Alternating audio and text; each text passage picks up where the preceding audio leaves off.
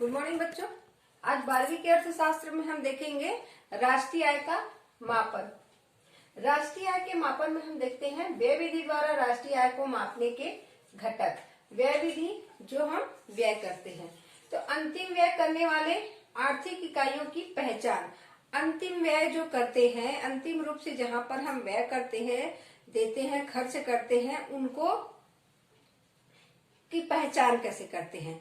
तो अंतिम इकाई जैसे घरेलू सीमा में हम जो भी आर्थिक इकाइयों की पहचान करते हैं, वो जैसे हम जो भी व्यय करते हैं, पारिवारिक क्षेत्र में हो, सरकारी क्षेत्र में हो, या उत्पादक क्षेत्र में हो, या अंतिम व्यय करने या शेष विश्व क्षेत्र में हो।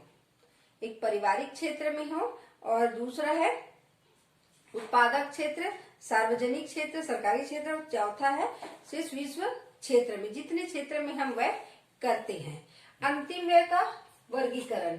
अंतिम व्यय का वर्गीकरण में हम देखते हैं निजी अंतिम उपभोग व्यय, सरकारी अंतिम उपभोग व्यय, सकल राष्ट्रीय पूंजी निर्माण, स्टॉक में परिवर्तन, बहुमूल्य वस्तुओं का शुद्ध अर्जन और शुद्ध निर्यात। जितना हम करते हैं ये अंतिम व्यय का वर्गीकरण होता है। जो स्टॉक में परिवर्तन करते हैं, बहुमूल्य वस्तुओं का शुद्ध अर्जन करते हैं या शुद्ध निर्यात करते हैं, और सकल राष्ट्रीय पूंजी निर्माण करते हैं, और सरकारी अंतिम उपभोग व्यय करते हैं या निजी अंतिम उपभोग। जितना हम निजी में उपभोग करते हैं, सार्वजनिक में उपभोग करते हैं, विदेशों को निर्यात करते हैं, वहां से पैसा आता है, सबका यहाँ पर वर्गीकरण किया जाता है। अंतिम व्यय की गणना। अंतिम व्यय की गणना में देखेंगे कि जो सकल घरेलू उत्पाद एवं अंतिम व्यय की वर्गीकरण के अंतिम वर्ग के दो अंग बताए गए हैं। उसमें है सकल बिक्री एवं परचून। सकल बिक्री है सकल बिक्री मूल्य एवं परचून कीमतें।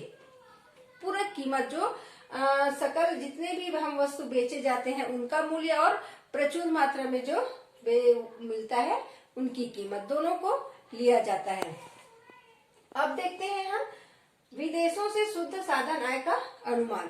जो हमारे विदेशों से शुद्ध आय होता है और अपने देशों को घटा देते हैं, जो विदेशों से शुद्ध हमको आय निकल जाता है।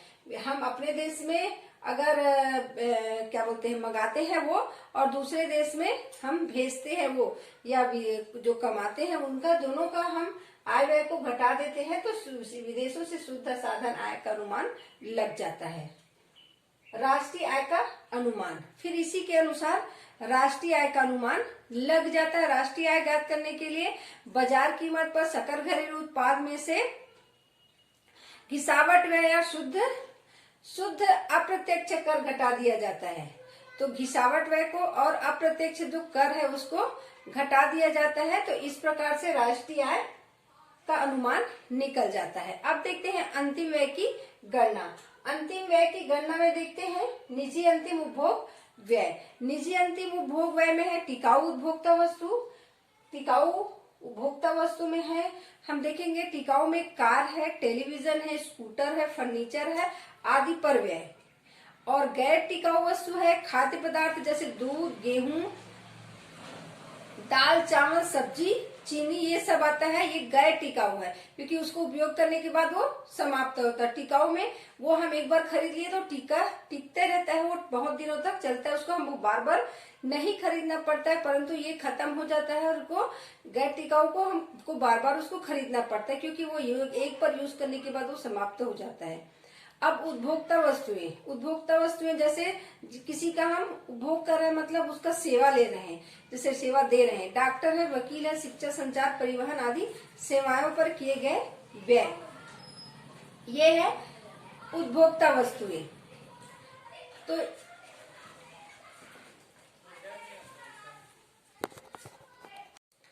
तो टिकाऊ उपभोक्ता वस्तुएं, गैर टिकाऊ वस्तुएं, उपभोक्ता वस्तुएं। निजी अंतिम उपभोग व्यय में टिकाऊ उपभोक्ता वस्तु, गैर टिकाऊ और उपभोक्ता वस्तुएं।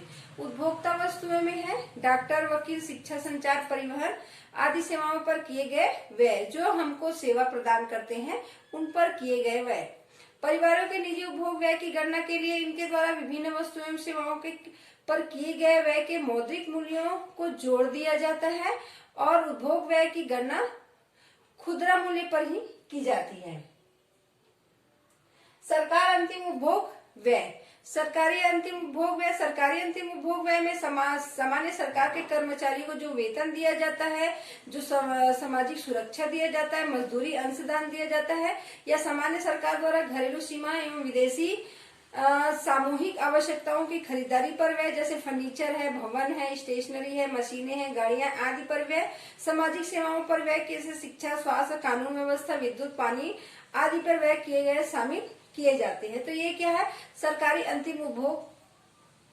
सरकारी अंतिम उपभोग व्यय है जो सरकार जो है अंतिम रूप पर किस पर कितना खर्च करते हैं। सरकारी कर्मचारी पर कर्मचारियों को मजदूरी, वेतन जो भी देते हैं, उनको सुख सुविधाओं की चीजें देते हैं, और जो सरकारी जैसे शिक्षा के लिए जो जो जरूरी चीज है, स्वास्थ्य के लिए जो जरूरी चीज है वो देते हैं, या जो है समाज सेवा के लिए जो खर्च करते हैं उनका।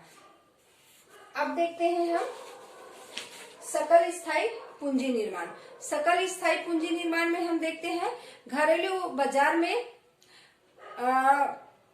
परिसंपत्तियों की खरीदारी, जैसे हम देखेंगे कि रेल इंजन है, मशीन है, इमारतें हैं, इन सब की खरीदारी। सकल मतलब जो हमारे देश के अंतर्गत जितने भी वस्तुओं की खरीदारी है, जो हम बाहर से खरीदते हैं या पूंजीपति से खरीदते हैं, तो उसमें जो हमको खर्च होता है, उनका जो व्यय होता है उनको जोड़ते हैं।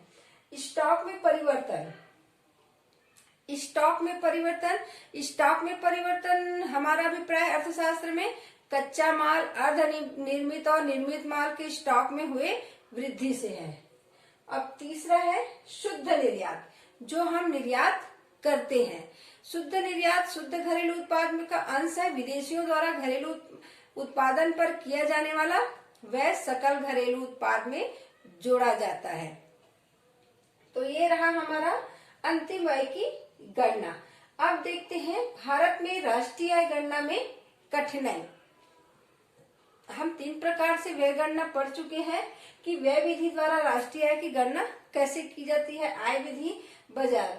अब देखते हैं भारत में राष्ट्रीय आय गणना में कठिनाई कैसे होती है।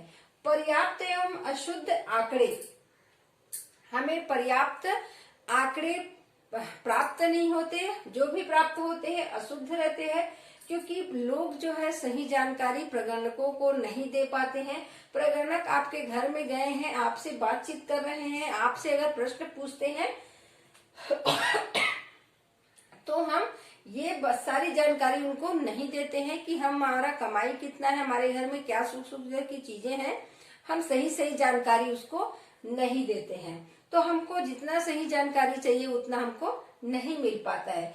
तो ये इसकी जानकारी अशुद्ध, मतलब आंकड़े अशुद्ध बनते हैं। दोहरी गणना की समस्या, कभी कभी ऐसा होता है कि दोहरी गणना हो जाती है, एक ही चीजों का 2 बार गणना हो जाती है। जैसे कृषि का है, कपास का देखेंगे तो वो कच्चा कपास में भी उसकी गिनती हो जाती है और कपड़ा बनने के बाद उसमें भी गिनती हो जाती है, तो इसकी गणना 2 बार हो जाती है। तो आय की गणना इसमें दोहरी हो जाती है। कभी कभी जनगणना में भी ऐसी स्थिति आ जाती है, 2 बार गणना हो जाती है, परंतु अब जनगणना में ये स्थिति नहीं आती। आधार कार्ड का सिस्टम है तो इसमें बहुत अशुद्धता की कमी है।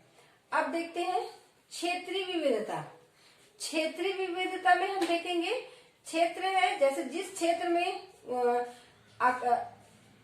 उन्नति हो रहा है वो अधिक उन्नति कर रहा है, जो क्षेत्र पिछड़ा हुआ है वो पिछड़ा ही है, उसमें विकास नहीं हुआ है। तो जो क्षेत्र उन्नत है, विकासशील है, विकसित है, उस क्षेत्र के लोगों का आय बढ़ा रहेगा।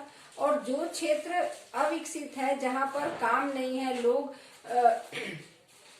आय कम है, उन लोगों का आय कम है, तो अगर हम सरकारी आंकड़ा लेंगे प्रत्येक व्यक्ति का, जैसे राष्ट्रीय स्तर पर देखेंगे प्रत्येक व्यक्ति का आय और राष्ट्रीय स्तर पर आय अगर अनुमान लगाएंगे तो इसमें बहुत विविधता आती है, क्योंकि विकसित क्षेत्रों के लोगों का आय और एक अर्ध विकसित या जो पिछड़ा हुआ क्षेत्र है उनके लोगों का आय बहुत अंतर आता है, और दोनों के अंतर के खाई को भरना बहुत मुश्किल होता है। तीसरा दिया है अशिक्षा। अशिक्षा, अंधविश्वास के कारण कई लोग ऐसे होते हैं कि प्रगणकों को सही जानकारी नहीं दे पाते हैं, अब उनको डर लगा रहता है कि हमारे पास जितना संपत्ति है, जितना आय है, अगर हम बताते हैं तो ये हमको नुकसान पहुंचा जाएगा या कुछ कर देंगे।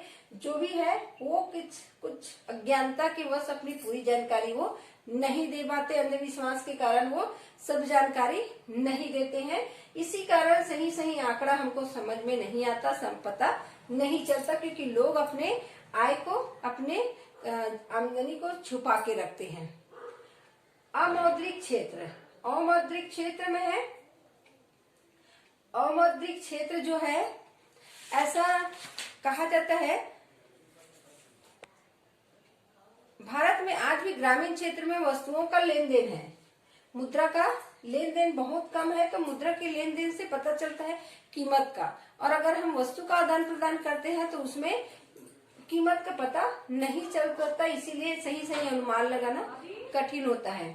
और चौथा, पांचवा देखते हैं, छठवा, दोषपूर्ण व्यवसायिक वर्गीकरण। दोषपूर्ण व्यवसायिक वर्गीकरण में हम देखेंगे कि व्यवसाय का जो हमारा वर्गीकरण है वो दोषपूर्ण है। व्यवसाय जो करते हैं वो विश्वसनीय आंकड़े नहीं दे पाते। कृषक जो है कृषि कार्य करते हैं और दूसरा जाके कोई व्यवसाय करते हैं तो कृषि का ही वर्गीकरण वहां पर जुड़ता है आय, और व्यवसाय का नहीं जुड़ पाता। तो व्यवसाय को जोड़ने के लिए और तो नहीं तो बताते नहीं है, और बता भी देते हैं तो सही आंकड़े नहीं बताते हैं। तो ये रहा दोषपूर्ण व्यवसाय, वो कृषि में है परंतु कृषि का ही जोड़ रहे हैं, व्यवसाय और दूसरे व्यवसाय में लगा हुआ है तो वो व्यवसाय का वहां पर नहीं जुड़ता।